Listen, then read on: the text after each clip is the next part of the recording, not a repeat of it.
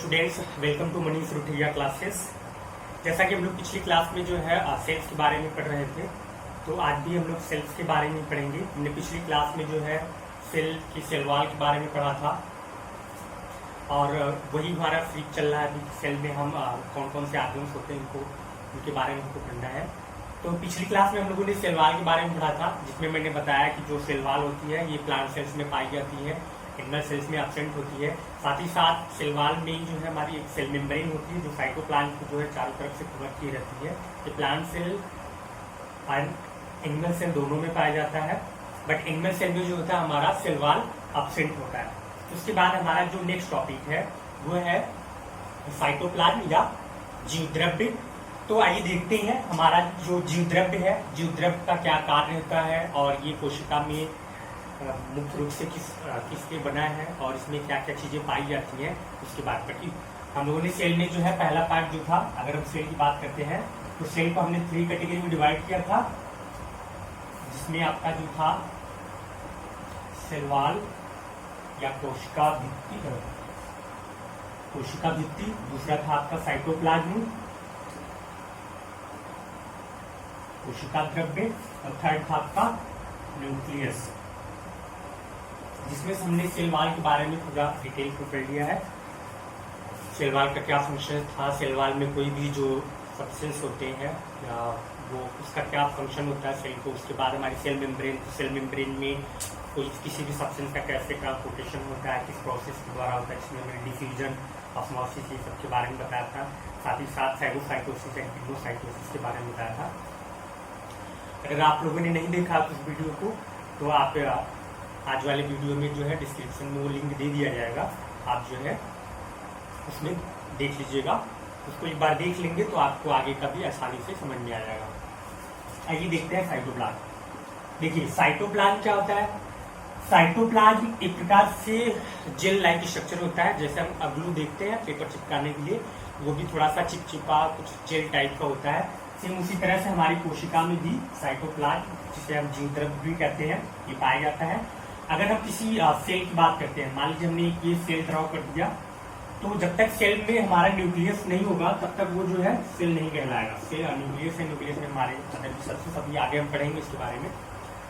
तो दूसरा जो होता है, ऐसे एक सेल में जो हमारा एक लिक्विड भरा होता है, यानी कि एक जल या द्रव्य लाइक स्ट्रक्चर, जैसा हमने बताया ग्लू, ठीक है, जेल की तरह स्ट्रक्चर बना होता है जो चिपचिपा होता है, थोड़ा पारदर्शी भी होता है, मतलब आप हल्का एक साइड से दूसरी साइड में देख भी सकते हैं।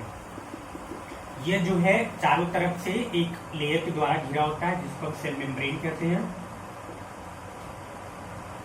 Cell membrane. और उसके बाद जो होता है हमारा होता है साइटोप्लाज्म। तो साइटोप्लाज्म, अब देखिए साइटोप्लाज्म की बात करते हैं तो साइटोप्लाज्म एक ऐसा सेल का पार्ट है जिसमें सेल के सभी ऑर्गन्स, यानी कि जितने भी इसके अंग होते हैं सेल के, वो सब जो है साइटोप्लाज्म के ही अंदर पड़े रहते हैं। जैसे अगर हम एक कमरे की बात करते हैं, कमरा जो हमारा चारों तरफ दीवार से घिरा होता है और उसके अंदर कुछ स्पेस होता है, और उसी स्पेस यानी जो जगह होती है उसी में हम अपना टेबल, चेयर, बेड, बाकी जो भी आपकी वस्तुएं हैं सब उसको एडजस्ट करते हैं। सेम में जो है हमारे सेल में भी दीवार, यानी हमने सेलवाल पढ़ लिया। उसके बाद दूसरा जो पार्ट है हमारा साइटोप्लाज्म, यानी कि कमरे का प्लेस जो है वो देखेंगे। तो जो हमारा साइटोप्लाज्म होता है, यानी कि जो कोशिका द्रव्य है, तो साइटोप्लाज्म की अगर बात करें हम, तो साइटोप्लाज्म को सबसे पहले जो है क्रोटो नामक एक साइंटिस्ट, उन्होंने देखा था। यानी हम साइटोप्लाज्म की बात करें तो जो सबसे पहले देखा था उनका नाम था क्रोटो, ठीक है। इन्होंने फर्स्ट टाइम में देखा था इसको, उसके बाद जो है इसके कुछ समय बाद जो है 1940 में, यानी क्रोटो ने पहले देखा लेकिन इसको जो है कोई स्पेशल नाम नहीं दिया। फिर 1945 में जो है परकिंजे, 1940 क्रोटो ने सबसे पहले जो है साइटोप्लाज्म को देखा, और जो है 1940 में परकिंजे नामक एक साइंटिस्ट थे, परकिंजे, इन्होंने जो है इसका नाम जो है साइटोप्लाज्म बताया। यानी कि सबसे पहले देखा था क्रोटो ने, बट जो है 1940 में परकिंजे नामक के साइंटिस्ट थे, उन्होंने जब इसको देखा तो उसका नाम जो है साइटोप्लाज्म या जीवद्रव्य रखा। और इसी जीवद्रव्य के ही अंदर कोशिका के जितने भी फंक्शंस होते हैं वो भी होते हैं, जैसे कि यानी मेन जो फंक्शन है हमारा सेल का, कि जो साइटोप्लाज्म होता है, पहले तो जो है सेल वॉल के द्वारा जो भी मटेरियल्स आता है, जो भी सबसेल्स आते हैं, न्यूट्रिएंट्स आते हैं, वो भी जो है पहले साइटोप्लाज्म में ही जाते हैं। तो साइटोप्लाज्म में जब पहुंचे तो यानी मेटाबॉलिज्म यानी हमारा जो डाइजेशन वाला काम है, जिसमें हमारा रेस्पिरेशन और डाइजेशन दोनों आता है, मेटाबॉलिज्म जिसको हम कहते हैं, उपापचय, तो साइटोप्लाज्म में ही उपापचय की क्रिया होती है। और दूसरा जो होता है साइटोप्लाज्म में ही हमारा सेल डिवीजन, यानी कि साइटोप्लाज्म में भी हमारा सेल डिवीजन जो होता है वो भी साइटोप्लाज्म में ही होता है। उसके साथ साथ ग्लाइकोलिसिस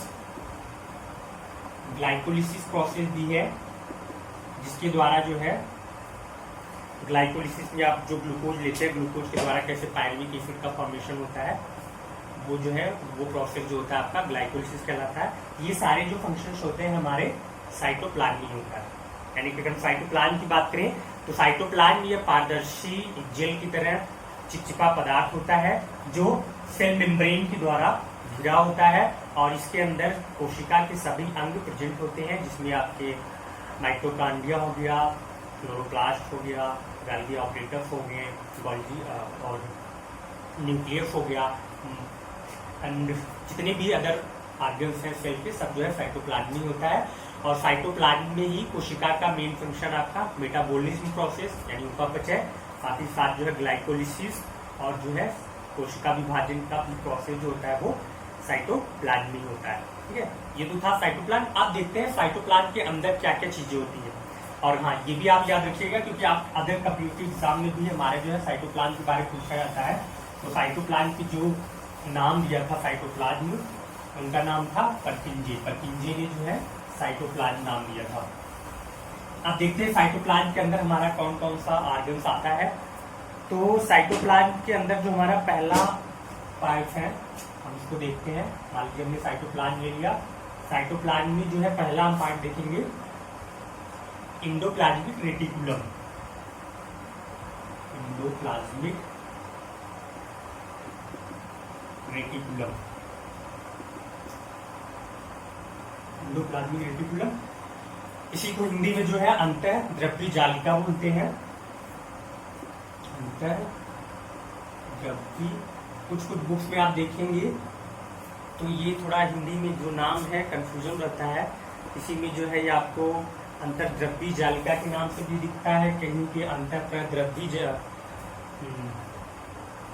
अंतःद्रव्यी जालिका के नाम से भी मिल जाता है। ठीक है, इसलिए आप जो इंग्लिश में याद रखें अगर इंडोप्लाज्मिक रेटिकुलम तो ज्यादा बेटर होगा। ठीक है, अंतःद्रव्यी जालिका इसको बोलते हैं हिंदी में।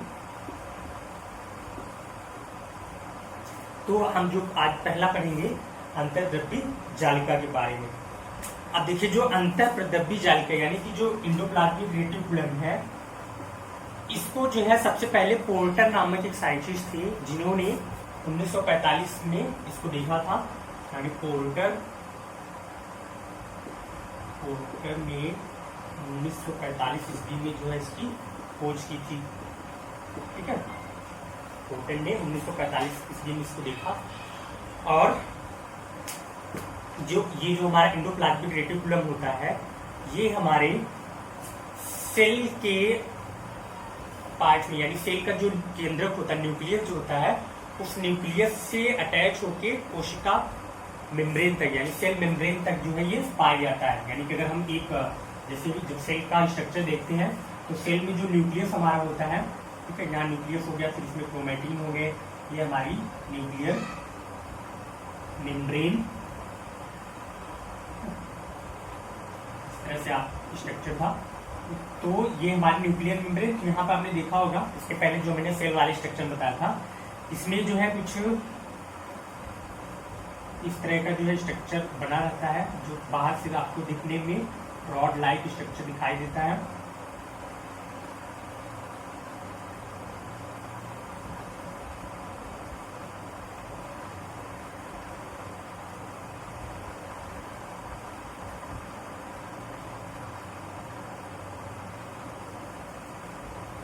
इस तरह से ये होता है, और जो है लास्ट में ये हमारी जो सेल मेम्ब्रेन होती है, सेल मेम्ब्रेन से ये अटैच होता है। यानी कि ये जो हमारा पार्ट हो गया ये हमारा न्यूक्लियर मेम्ब्रेन हो गया, न्यूक्लियर मेम्ब्रेन। अब न्यूक्लियर मेम्ब्रेन है, न्यूक्लियर मेम्ब्रेन से हमारा जो है ये इंडोप्लाज्मिक रेटिकुलम, शॉर्ट में लिख लेते हैं, या इंडोप्लाज्मिक रेटिकुलम यहाँ जुड़ा होता है। इसका जो दूसरा वाला पार्ट होता है, यानी एक छोर जो है न्यूक्लियर से जुड़ा होता है, दूसरा जो होता है हमारा सेल मेम्ब्रेन से जुड़ा होता है, सेल मेम्ब्रेन से जुड़ा होता है। और इसके साथ ये जो हमारा एंडोप्लाज्मिक रेटिकुलम होता है, इसमें जो है कुछ छोटे छोटे जो है डॉट्स पाए जाते हैं, जिसको हम राइबोसोम्स कहते हैं। इनपे जो है राइबोसोम्स भी प्रेजेंट होते हैं, और कुछ जो एंडोप्लाज्मिक रेटिकुलम होते हैं उसमें राइबोसोम्स एब्सेंट होते हैं। तो एंडोप्लाज्मिक रेटिकुलम की अगर बात करें तो जिस वाले पार्ट में अगर राइबोसोम प्रेजेंट है, यानी इंडोप्लाज्मिक रेटिकुलम में अगर राइबोसोम प्रेजेंट है, तब हम उसको जो है रफ इंडोप्लाज्मिक रेटिकुलम कहते हैं। यानी अगर इसको बात देखा जाए तो इंडोप्लाज्मिक रेटिकुलम को दो कैटेगरी में डिवाइड करते हैं। एक आपका है rough endoplasmic reticulum, rough endoplasmic reticulum, दूसरा आपका smooth endoplasmic, smooth endoplasmic reticulum.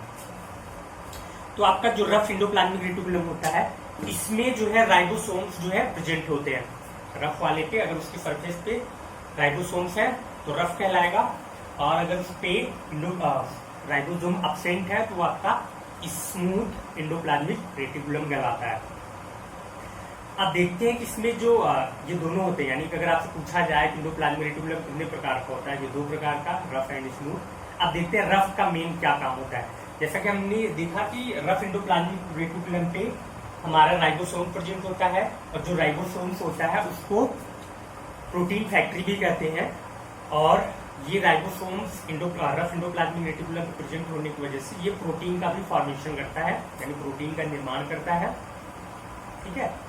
और जो स्मूथ इंडोप्लाज्मिक रेटिकुलम होता है, इसमें मुख्य रूप से ये फैट और लिपिड, यानी कि फैट या लिपिड का जो है फॉर्मेशन करता है। और इसके साथ ही साथ जो है ये है कोशिका जो मेम्ब्रेन होती है, यानी सेल मेम्ब्रेन के फॉर्मेशन के लिए जो है कुछ लिपिड और प्रोटीन का भी फॉर्मेशन करता है। यानी कि जो कोशिका सेल मेम्ब्रेन जो होती है उसको बनाने के लिए रफ इंडोप्लाज्मिक रेटिकुलम जो है, सॉरी स्मूथ एंडोप्लाज्मिक रेटिकुलम जो है, ये फैट और प्रोटीन का फॉर्मेशन करता है, जिससे जो है सेल मेम्ब्रेन का निर्माण होता है। और जो रफ इंडोप्लाज्मिक रेटिकुलम होता है, ये सिर्फ जो है आपका प्रोटीन का निर्माण करता है।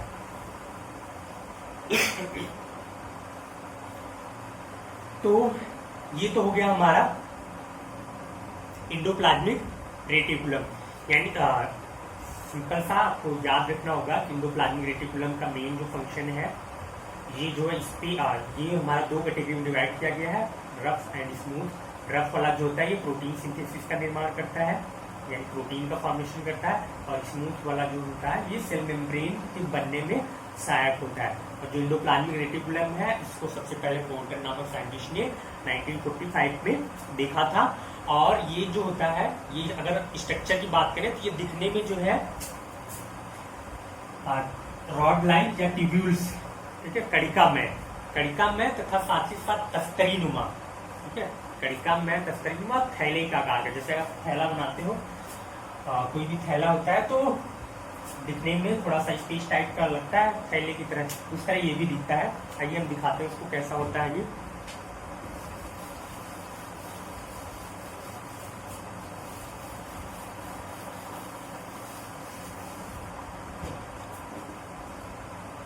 अगर आप इसका स्ट्रक्चर देखें तो अभी तो आपने देखा था कि इस तरह रॉड लाइन स्ट्रक्चर होता है, लेकिन हम जब इसको पूरा इलेक्ट्रॉन माइक्रोस्कोप से देखते हैं या बड़ा चित्र करके देखेंगे तो ये आपको कुछ इस तरह दिखाई देता है।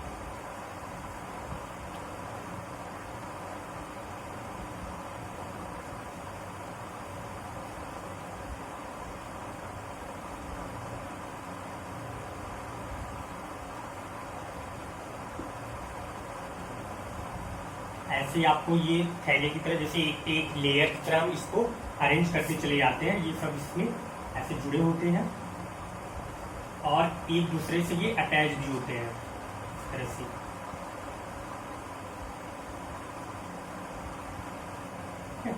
ये जो है, और यहाँ पे हमारा जो है राइबोसोम प्रेजेंट होता है,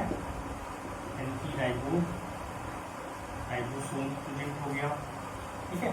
और ये जो हमारा पार्ट होता है जो थोड़ा सा रॉड लाइक स्ट्रक्चर दिखता है, ये आप देख रहे हैं, हम अलग कलर्स बना दे रहे हैं, इस तरह से जो थोड़ा सा रॉड की तरह दिखता है इसको हम सिस्टर्नी बोलते हैं।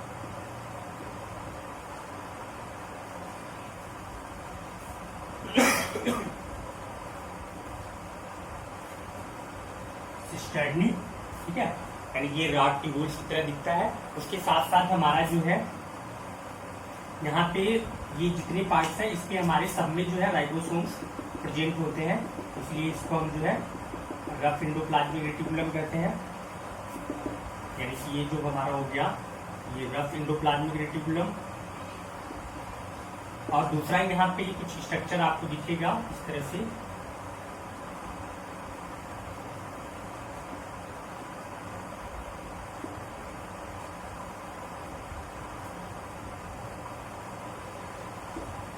इस पे जो है राइबोसोम प्रेजेंट नहीं होते, इसलिए इसको स्मूथ कहते हैं, स्मूथ एंडोप्लाज्मिक रेटिकुलम।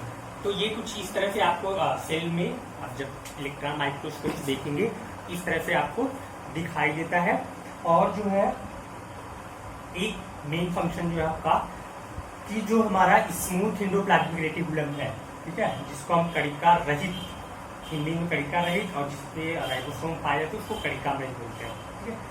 तो जो स्मूथ एंडोप्लाज्मिक रेटिकुलम है ये हमारी जो लीवर सेल्स होती हैं, ठीक है, लीवर सेल्स में ये है जो भी हम खाना खाते हैं, या जो भी आप भोजन करते हैं उसमें जो टॉक्सिक सब्सटेंस होते हैं, जो जहरीले पदार्थ होते हैं, उनको डाइजेस्ट करने में भी हेल्प करता है। स्मूथ एंडोप्लाज्मिक रेटिकुलम हमारी लीवर सेल्स में जो भी पॉइजन्स प्रेजेंट होते हैं उनको डाइजेस्ट करने का काम करता है, ठीक है। ये सबसे बढ़िया रोल है इसका। इस तरह से इसको हम ये कह सकते हैं कि ये जो है पॉइजन को भी खत्म करने का काम करता है, ठीक है। ये था हमारा एंडोप्लाज्मिक रेटिकुलम। यानी आप एक बार फिर से सुन लीजिए आपका एंडोप्लाज्मिक रेटिकुलम का क्या काम था। तो एंडोप्लाज्मिक रेटिकुलम, इसकी जो डिस्कवरी यानी जो खोज की थी वो पोर्टन नामक साइंटिस्ट थे, उन्होंने 1945 में इसकी खोज की थी। और जो है ये हमारा एंडोप्लाज्मिक रेटिकुलम जो होता है यह न्यूक्लियस यानी केंद्रक से लेके सेल मेम्ब्रेन तक फैला होता है। साथ ही साथ ये दो कैटेगरी में डिवाइड होता है, रफ एंडोप्लाज्मिक रेटिकुलम और smooth endoplasmic reticulum. Rough endoplasmic reticulum जो होता है इस पे राइबोसोम प्रेजेंट होते हैं जो कि प्रोटीन का निर्माण करते हैं, और राइबोसोम्स को ही जो है प्रोटीन फैक्ट्री भी कहा जाता है। और दूसरा हमारा जो स्मूथ एंडोप्लाज्मिक रेटिकुलम जो होते हैं यह प्रोटीन फॉर्मेशन में हेल्प करते हैं, यानी प्रोटीन फॉर्मेशन में हेल्प करते हैं, साथ ही साथ फैट अथवा प्रोटीन का फॉर्मेशन करते हैं सेल मेम्ब्रेन के बनने के लिए। और स्मूथ एंडोप्लाज्मिक रेटिकुलम जो लीवर सेल्स होते हैं उसमें जो पॉइजन्स होता है उसको नष्ट करने का भी काम करते हैं। साथ ही साथ जो रफ एंडोप्लाज्मिक रेटिकुलम है, क्योंकि राइबोसोम जो है प्रोटीन का सिंथेसिस कर रहा है, तो जो प्रोटीन बनता है उस प्रोटीन को जो है एक सेल से दूसरे सेल्स में पहुंचाने का काम करता है। जो मेन फंक्शन होगा एंडोप्लाज्मिक रेटिकुलम का, वो प्रोटीन जो बनता है उसको एक प्लेस से दूसरे प्लेस में पहुंचाने तक का काम ही है एंडोप्लाज्मिक रेटिकुलम का। ये तो था हमारा पहला पार्ट, मतलब कि साइटोप्लाज्मिक जो पहला हमारा आर्गन था वो था एंडोप्लाज्मिक रेटिकुलम। अब आइए दूसरा देखते हैं।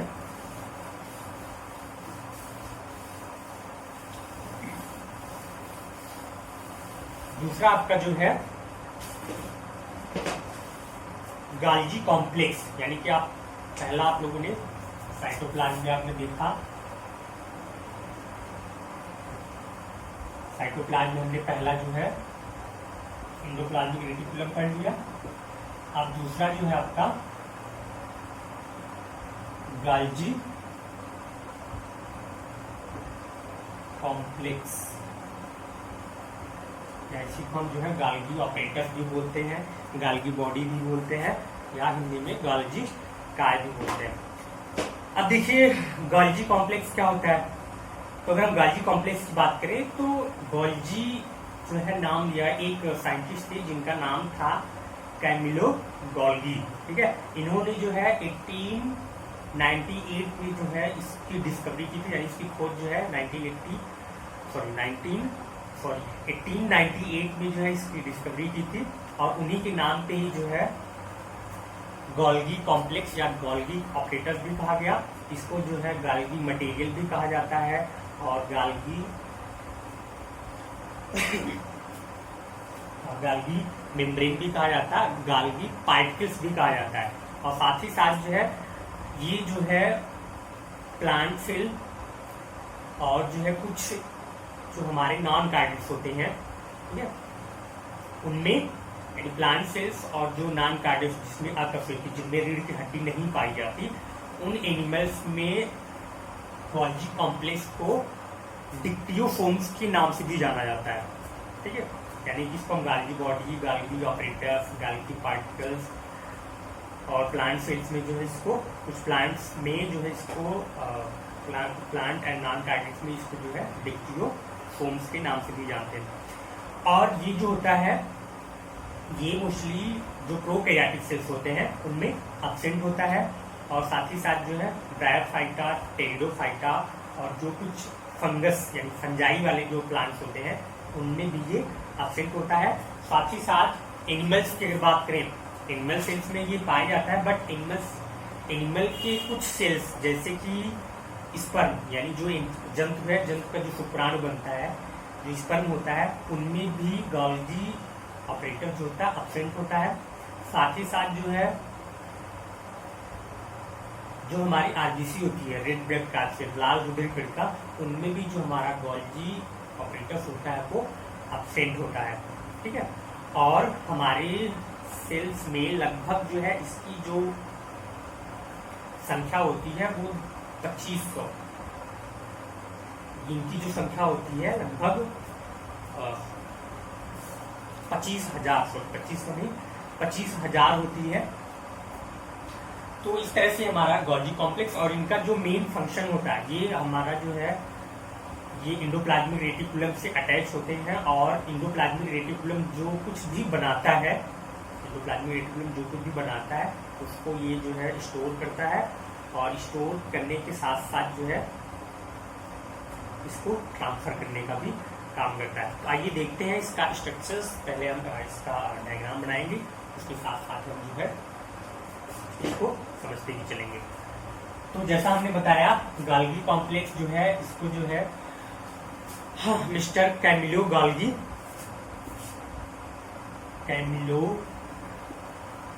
ने 1898 में इसकी डिस्कवरी की थी। ठीक है, इसकी खोज जो है 1898 में की थी।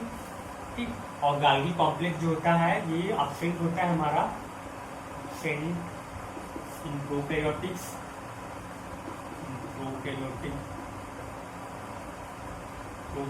Sales and some plants. देखो भाई पूरे सभी प्लांट्स में नहीं, कुछ प्लांट्स की जो कैटेगरी होती है जिसमें आपका ब्रायोफाइटा, साथ ही में जो है टेरिडोफाइटा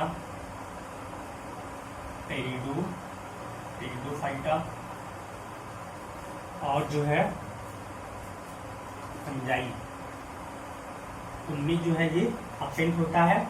और साथ ही साथ जो है एनिमल्स की बात करें तो sperm and RBC, sperm and RBC में भी ये एब्सेंट होता है। यानी जो गोल्जी कॉम्प्लेक्स होता है ये इसकी खोज जो कैमिलो गोल्गी ने 1898 में की थी। और ये जो प्रोकैरियोटिक सेल्स में एब्सेंट होता है और प्लांट्स की कुछ कैटेगरी जिसमें ब्रायोफाइटा, टेरिडोफाइटा और फंगस जो होते हैं उनमें भी ये एब्सेंट होता है। एनिमल सेल्स में अगर हम स्पर्म की बात करें और जो है आरबीसी की बात करें तो ये उसमें भी एब्सेंट होता है। अगर इसकी स्ट्रक्चर्स की बात करें तो ये भी ज़्यादातर मैक्सिमम जो है जैसे हमारा एंडोप्लाज्मिक रेटिकुलम है उसी तरह ये भी दिखाई देता है। और इसके द्वारा जो भी केमिकल्स का फॉर्मेशन होता है ये इसको स्टोर करने का भी काम करता है। इसका स्ट्रक्चर देख लेते हैं कि आप नोट कर लीजिएगा। अगर संरचना यानी देखने में ये कैसा होता है, तो ये भी लगभग सेम उसी तरह से होता है। इसमें भी कुछ पार्ट्स होते हैं हमारे, जैसे देखते हैं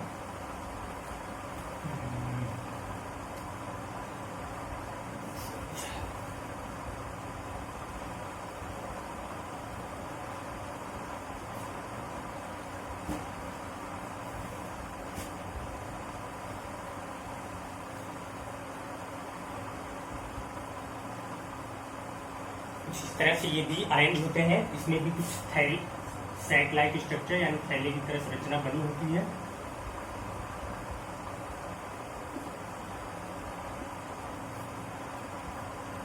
ये भी इस तरह से जो है पूरे बॉडी में हमारे फैले होते हैं। इसमें जो हमारा पहला ये पार्ट होता है जिसको हम ट्यूब्यूल्स बोलते हैं, ट्यूब्यूल्स, और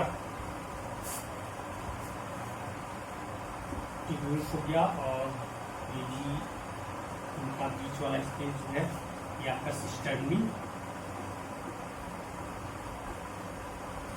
हो गया। और ये जो होते हैं इसको हम वेसिकल्स बोलते हैं, वेसिकल्स। यहाँ पे ये जो बना है ये न्यू वाला है, यानी कि जो नए वाले बनते हैं उसके बाद इसमें नए वाले ही बाद में जो है ट्रांसफर हो जाते हैं, और इसको हम सिक्रेटरी बोलते हैं। जो इस मतलब एक नया वाला इससे जो है एक दूसरे भी वेसिकल्स का फॉर्मेशन होता है जिसको हम सिक्रेटरी वेसिकल्स बोलते हैं, सिक्रेटरी वेसिकल्स। तो कुछ इस तरह से ये दिखाई देता है।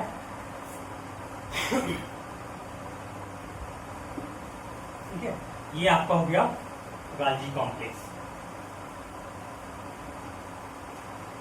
तो ये भी एक दूसरे पे अरेंज होते हैं। कुछ प्लेट्स, जैसे हम एक प्लेट को जो है अरेंज करते हैं, फिर दूसरी साइड से देखते हैं, तो इस तरह से ये भी अरेंज होता है। और इनका जो मेन फंक्शन होता है, इसका जो मेन कार्य होता है, यानी कि हम गाल्जी कॉम्प्लेक्स की बात करें तो इसका जो मुख्य कार्य होता है, सिंथेसिस ऑफ द पॉलीसेक्राइड, यानी जो पॉलीसेक्राइड्स होते हैं उनका पर निर्माण करता है, साथ ही साथ ये ग्लाइकोप्रोटीन का भी प्रोडक्शन करता है सेल वॉल के फॉर्मेशन के लिए। यानी कि इसका जो मेन फंक्शन है ये हमारा ग्लाइकोप्रोटीन्स और पॉलीसेक्राइड्स का फॉर्मेशन करता है। और एंडोप्लाज्मिक रेटिकुलम के द्वारा जो भी पदार्थ का निर्माण होता है इसको ये जो है स्टोर करने का काम करता है। आज के लिए इतना ही, आशा करते हैं आपको समझ में आया होगा। एक बार इसे आप अच्छे से देख लीजिए, समझ लीजिए। जो कुछ नहीं समझ में आता आप कमेंट में जरूर हमें बताइए। और इसके बाद आप जो एक बार बुक्स को पढ़ लीजिएगा। अगर आप अपनी बुक्स एक बार पढ़ेंगे तो आई होप कि आपको इतने बढ़िया समझ में आ जाएगा, फिर आप कभी भूलेंगे नहीं। और कोशिश कीजिएगा कि डायग्राम बना के उसको याद करें, क्योंकि डायग्राम आप बनाएंगे तो आपको अच्छी तरह से याद रहेगा। ठीक है, फिलहाल हम जो बनाते हैं वो इतना बढ़िया से नहीं बनाते हैं। आप बुक्स में देखें तो शायद आपको और अच्छी तरह से भी बढ़िया से मिल जाए। ठीक है, तो थैंक यू।